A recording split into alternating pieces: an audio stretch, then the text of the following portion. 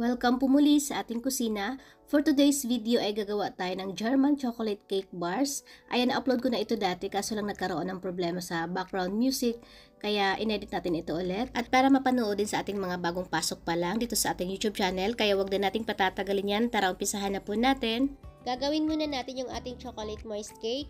Ininit ko na pala yung ating milk sa microwave ng 45 seconds. Pwede nyo siyang initin sa kaldero, pero wag po nating pakuluan. Nilagay ko na rin yung ating dark chocolate. Hayaan lang natin mag-set ito ng 35 seconds hanggang sa mag-melt lang yung ating chocolate.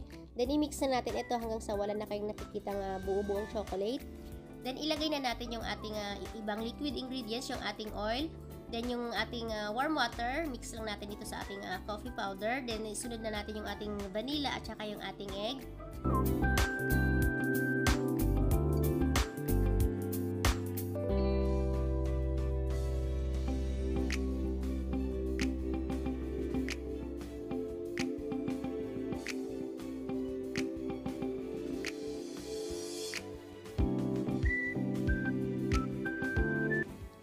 Kapag nahalo na po lahat ng ating liquid, iset aside lang muna natin ito. Then dito sa ating isang bowl, isift naman natin yung ating dry ingredients, yung ating all-purpose flour, yung ating baking powder, baking soda, yung ating salt, cocoa powder. Yung cocoa powder guys, yung ginamit ko dito, ang kalahati is dark, ay yung kalahati naman is unsweetened yung ginamit ko dito. Pwede kayong gumamit ng dark lang or unsweetened. Ilagay na rin natin yung ating sugar. Then, i-mix lang natin ito hanggang sa well-blended na lahat ng ating dry ingredients.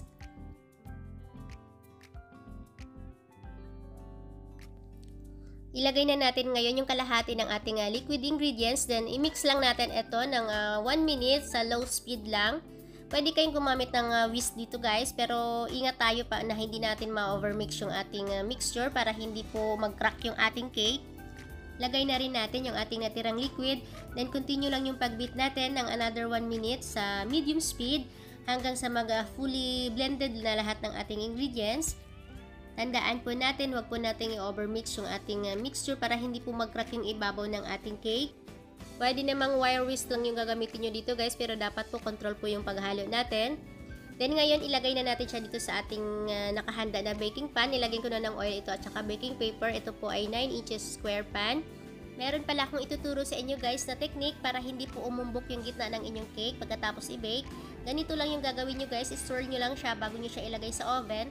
Ayan, then i-bake na natin siya sa ating naka-preheat na oven. Then ito na yung ating cake after natin siya ma-bake. Ayan, nakita nyo naman guys na flat po yung gitna ng ating cake. Hindi po siya umumbok. Ganun lang po yung technique na gagawin natin guys. Palalamigin lang natin ito. Pwede nyo po itong gawin sa gabi, then kinabukasan nyo siya gamitin. Then ito, tinatanggal ko lang yung balat ng ating cake. Ito yung part ng ibabaw. Ito yung mga sugar guys na hindi natunaw. Itong part na to, matamis kasi to kaya tinatanggal ko talaga siya. Nakikita nyo naman guys kung gaano ka-moist ng ating cake. Pwede nyo na itong gamitin pang cake base nyo. Then after pala natin siyang pinalamig, babalutin natin siya ng cling wrap. Ilagay muna natin siya sa fridge ng 1 to 2 hours hanggang sa ma-absorb lang yung lahat ng flavor ng ating chocolate cake. Kailangan din po natin ng 1 cup na pecans. Chinap ko lang siya ng maliliit. Meron po itong nabibili sa Lazada guys or Shopee. Or meron din po sa mga baking store. Pwede nyo rin pong itry sa grocery store, sa mga baking section. Then set aside lang muna natin ito. Pwede po kayo mag-try ng ibang nuts. Pero pag German chocolate cake kasi guys, yung pecans talaga yung ginagamit dito.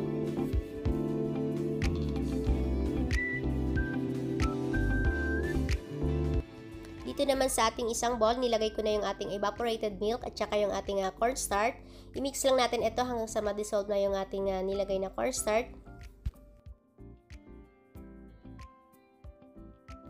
Pagkatapos natin siyang haluin, ilagay na natin siya ngayon dito sa ating saucepan. Then, ilagay na rin natin yung ibang ingredients, yung ating dark brown sugar, yung ating butter at saka yung salt. I-mix lang natin ito, then nabubuksan na natin yung ating apoy. Dapat po yung apoy natin mahina lang po para hindi po masunog yung ating mixture. Hahayaan lang natin siyang kumulo sa mahinang apoy lang hanggang sa mag-thick lang siya or lumapot. Dapat po continuous lang po yung paghalo natin. Kapag ganito na yung texture niya guys, ayan, pwede na ito. Ilagay na natin yung ibang ingredients natin.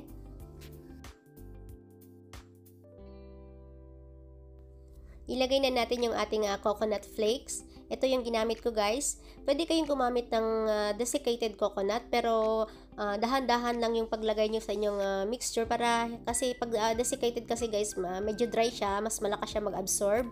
Kaya pa konti-konti lang yung lagay nyo hanggang sa makuha nyo na yung tamang consistency ng inyong mixture. Then nilagay ko na yung ating pecans at saka yung ating vanilla. Hahaluin lang natin ito hanggang sa well blended na lahat ng ating ingredients. Pagkatapos natin siyang haluin, hayaan lang muna natin siya sa apoy hanggang kumulo ng mga 30 seconds. Pag nakita nyo nga nagbabubbles na yung gilid ng inyong saucepan, ayan, ready na ito. Ilagay na natin siya ngayon dito sa ating mixing bowl.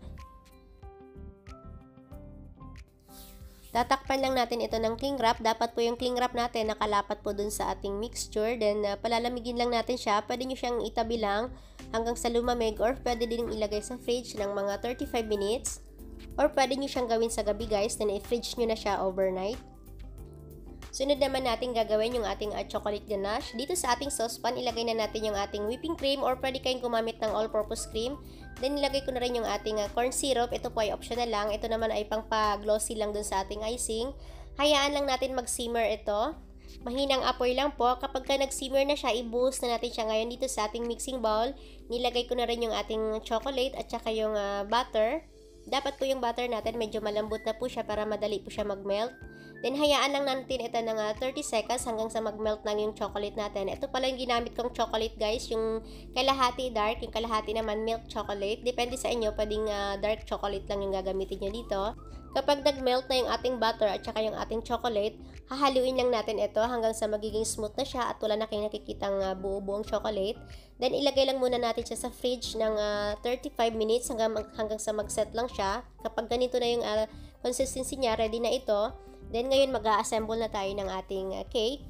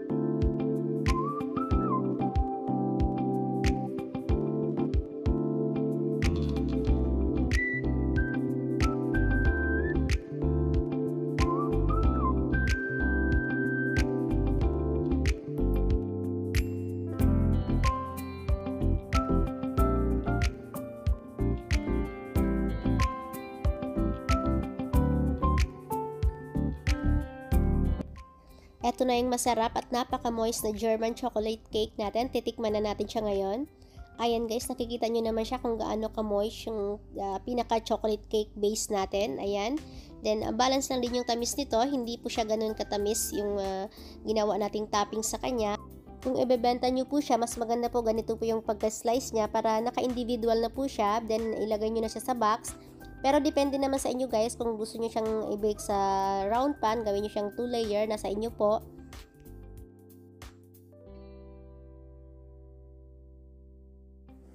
Meron po tayong dalawang klase ng lagayan dito. Pwede siya dito sa transparent na lalagyan or pwede din dito sa box. Kasya dito yung 16 pieces na naka-individual size na chocolate cake natin. Bago natin siya ilagay sa box, ilagay muna natin siya sa cupcake liner para hindi po kumalat yung nilagay natin na toppings. Ang pag-costing naman po nito, kagaya po ng mga sinabi ko sa mga nakaraang videos, i-times 3 nyo lang po yung total expenses nyo, yung po yung magiging presyo ng inyong cake. Since hindi po tayo pare-pareho ng ingredients na ginagamit, at kahit medyo may kamahalan itong cake na ito guys, hindi naman po tayo mapapahiya sa ating mga clients or sa ating mga suki dahil napakasarap at napaka-moist nito at special itong cake na ito.